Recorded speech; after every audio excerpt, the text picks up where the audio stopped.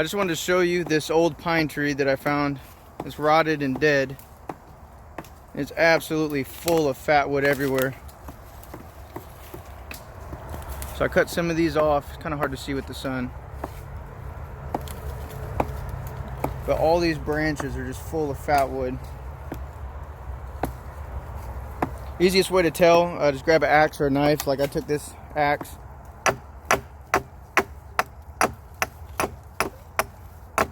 That has a good amount of fat wood in it. It's not as much as this little branch. This little branch is, as you can see, dark red. But that's pretty much the easiest way to find fat wood. You just want to go out, find a dead pine tree, and you want to go more towards the knots. The knots are going to have, like right here, the knots are going to have the most fat wood. As the tree decays, this is not going to have hardly as much at all. But right here is prime fat wood. Alright guys, so this branch right here, this is going to be full of fat wood. Here's one of the knots. Ideally you want to get this whole knot out, but just to save time, we're just going to saw right through this so I can show you guys what it looks like on the inside.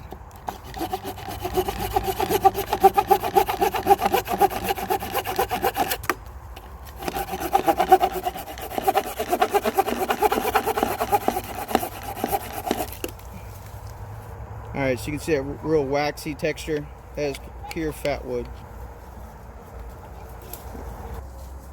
Alright, so like this branch right here, I'm going to slice on the side so you guys can see how red it is. As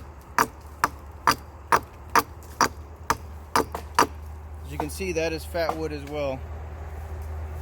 Let me try and slice a little bit deeper so you guys get a better shot.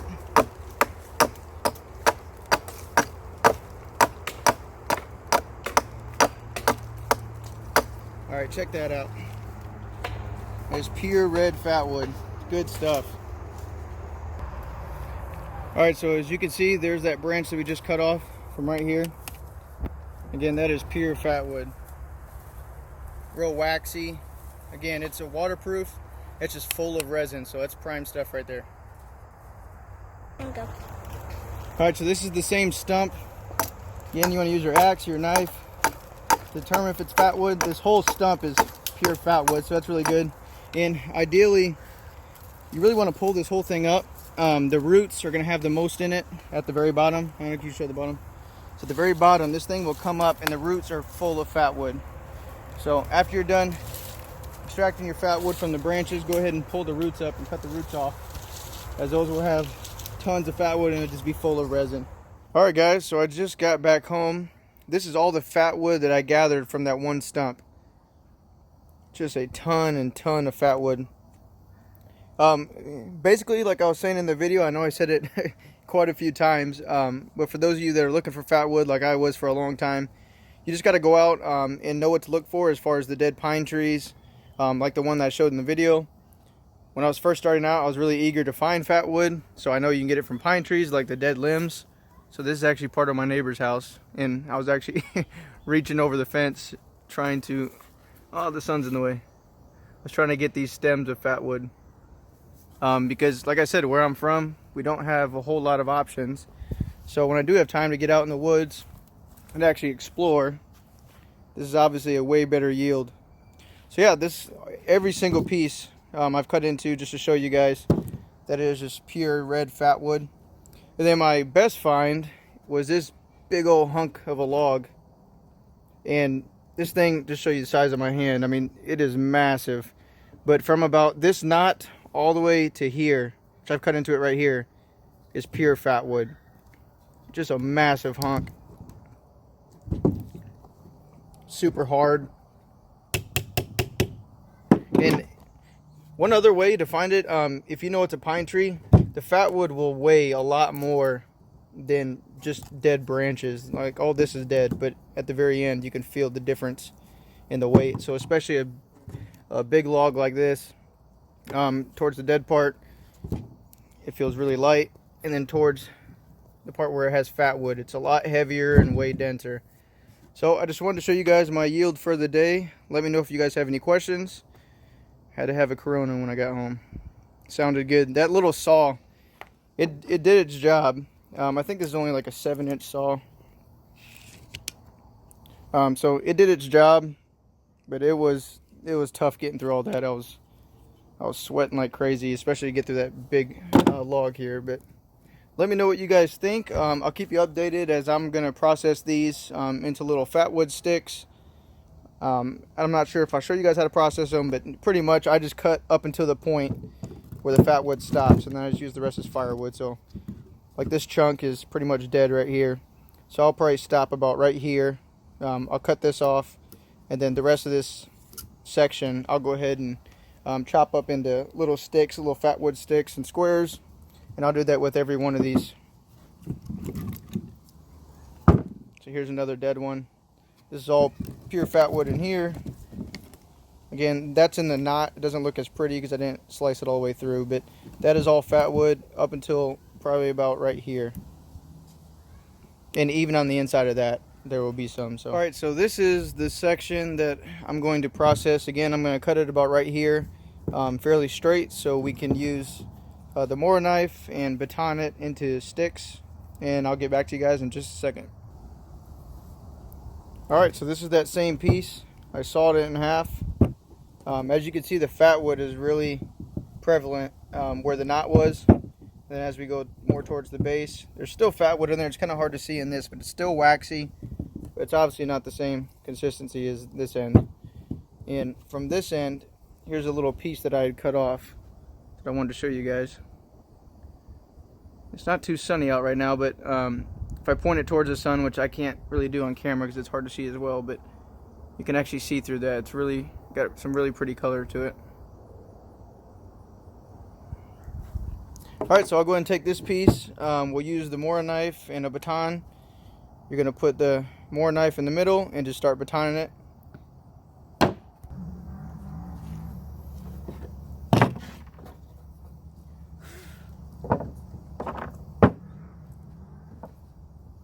Alright, so again, I'm going to make this a flat surface.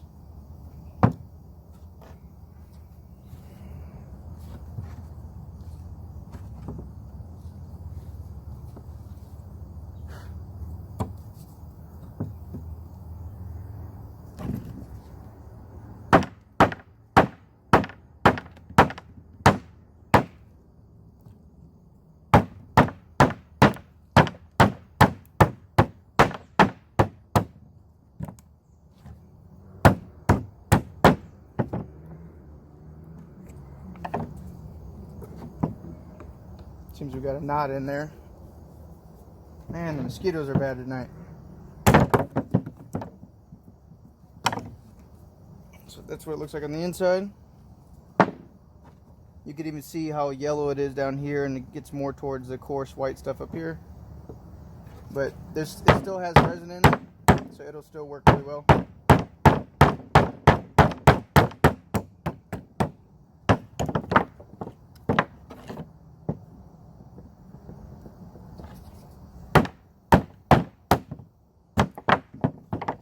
This one definitely has some knots all in it.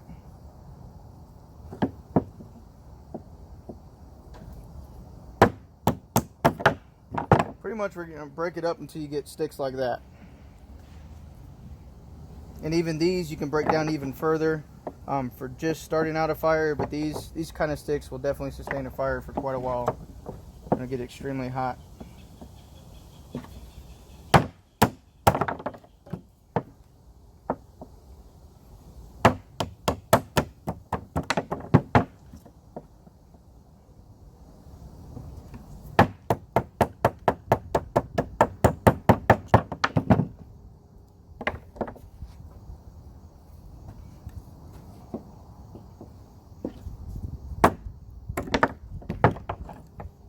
Alright, so there's your Fatwood sticks. I'll go ahead and split up the rest of this piece and bring you guys back and show you what I'm left with. Alright, so from that one block, there's our Fatwood sticks. And I still have this last piece left. So what I'm going to do is I'm going to split this into even smaller sections. So these are about finger width or thumb width. So these ones I'm going to split into way smaller sections when you just start out with your fire. Alright guys, so I have my Fatwood sticks about thumb size. I have a little bit smaller ones, almost like splinters, or not quite feather sticks, but they're significantly smaller than these ones. Then I have my shavings with a couple little feather sticks.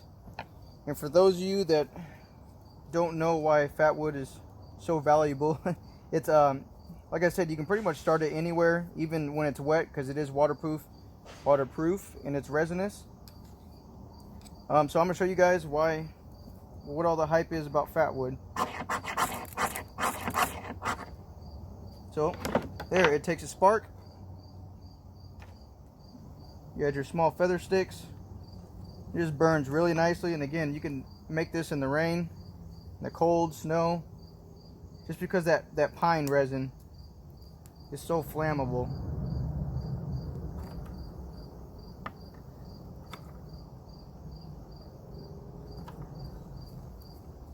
Now it's obviously not raining or anything like that right now, but as you can see, it's so flammable that it just takes a spark to start it.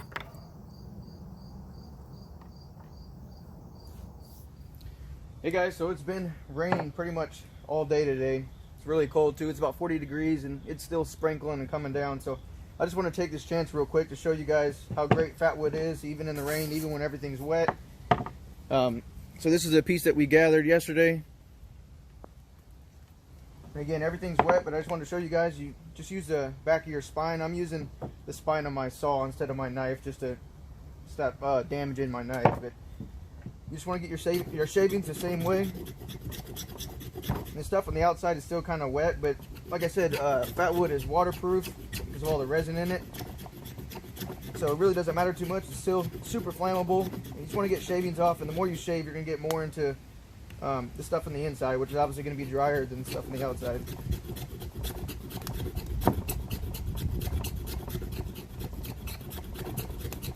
So we're just going to get a good amount of shavings here, like we did before.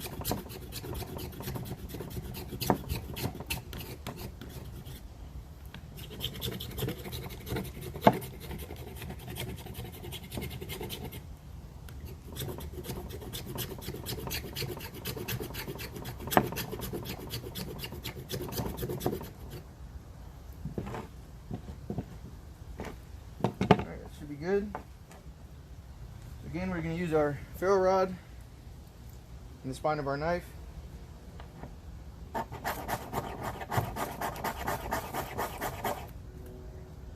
There we go.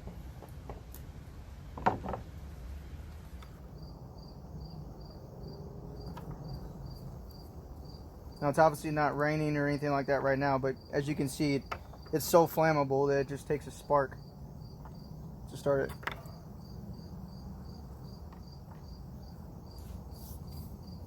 Well, there you guys go. There's your Fatwood. If you guys have any questions, please let me know down in the comments. I'd love to answer those questions and hear you guys' thoughts.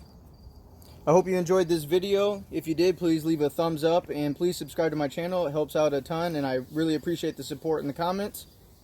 And as always, spend some time outside. It's good for you.